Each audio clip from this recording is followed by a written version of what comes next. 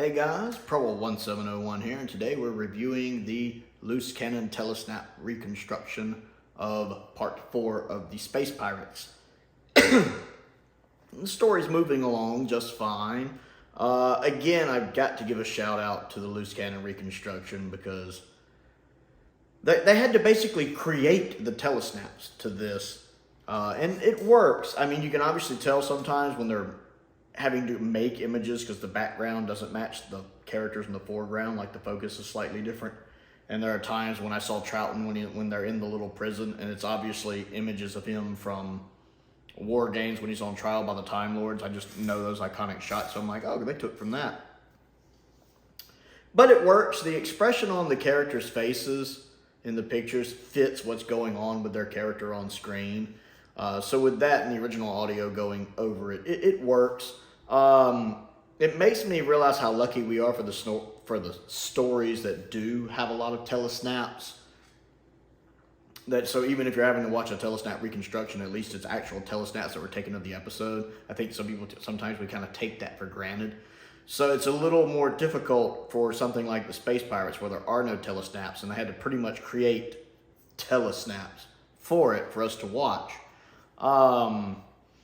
The episode's fine. At the beginning, it was a bit of a drag watching. I think just because I've been watching so much of it through the telesnaps. That can start to wear when you're doing like a 6-part story and only one episode exists, especially when it's reconstructed telesnaps, basically. Artificially created ones. But probably about 10 minutes in, I settled into it. I did enjoy the dialogue. I always love Troughton's performance, even on audio, just what he does with his voice. For someone who's also such a physical actor, in situations like this, you learn to appreciate just how much he does with his voice as well. Just the little things. Like, I love when he falls down, he's like, ow, and he pulls out all the thumbtacks. And she's like, why are you carrying around thumbtacks? He's like, I like thumbtacks. So the joke, of course, he landed on the thumbtacks. But I just like the way he said that, I like thumbtacks. It reminded me a lot of the 5 Doctors. When you're not allowed in there. Me, I'm allowed everywhere. I just walked in. I love those little ways he does lines. And I love the fact, I mentioned this when I reviewed the novel, because it happens in the novel too. When the Doctor's trying to open the door with a tuning fork, and he's annoying everybody, so Jamie just grabs it and throws it, and when it hits the wall, that's what opens the door. I love that they kept that in there. That's such a hilarious moment for me.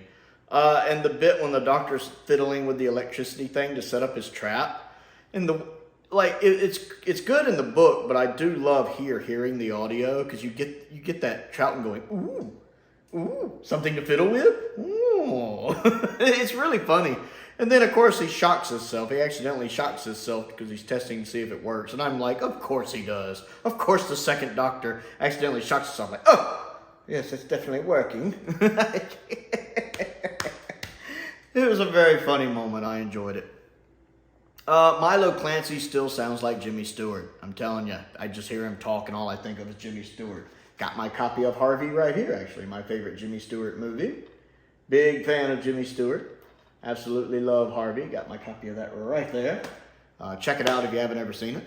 It's about a man and his best friend who happens to be an invisible 6'3" 3.5" invisible white rabbit called a puka.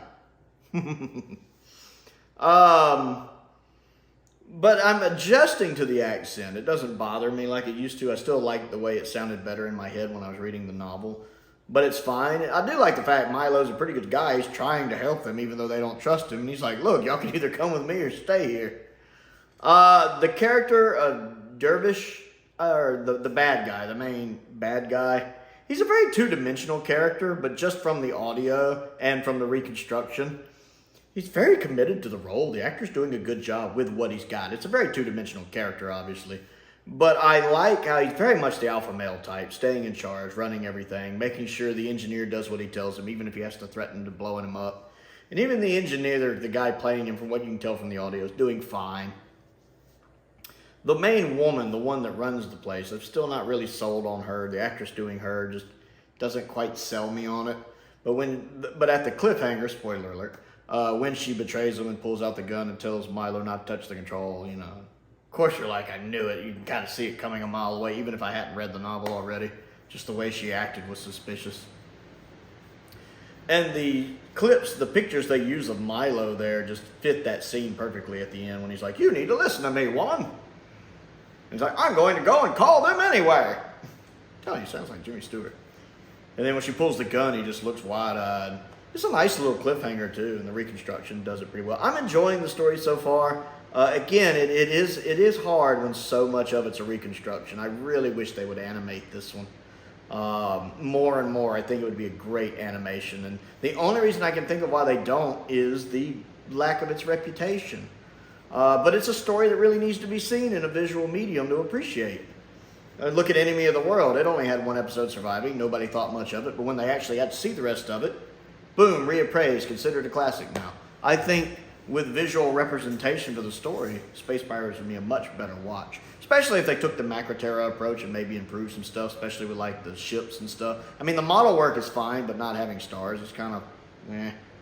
But you could really do some interesting things with all the different space stuff going on. Really make it interesting.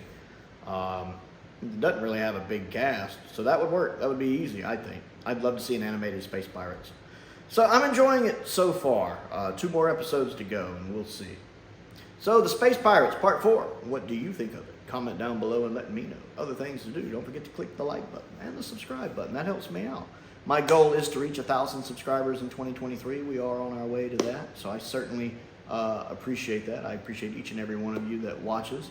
I also have a Patreon if you would like to support me that way. There's a link to that down in the description below. That does help me keep the bills paid, especially the past few months, so I certainly appreciate that. I want to give a shout out to some of my top tier patrons, Dr. Finn Perkins, Stephen Crane, and Colin Coney. I do appreciate their support, as I do the support of each and every one of my patrons. I also have a P.O. box if there's anything you would like to send me to look at and review, Doctor Who related or otherwise. It is a sci-fi channel after all. And I also have a link to my Amazon wish list. So that's down there as well. Most importantly though, thank you for watching.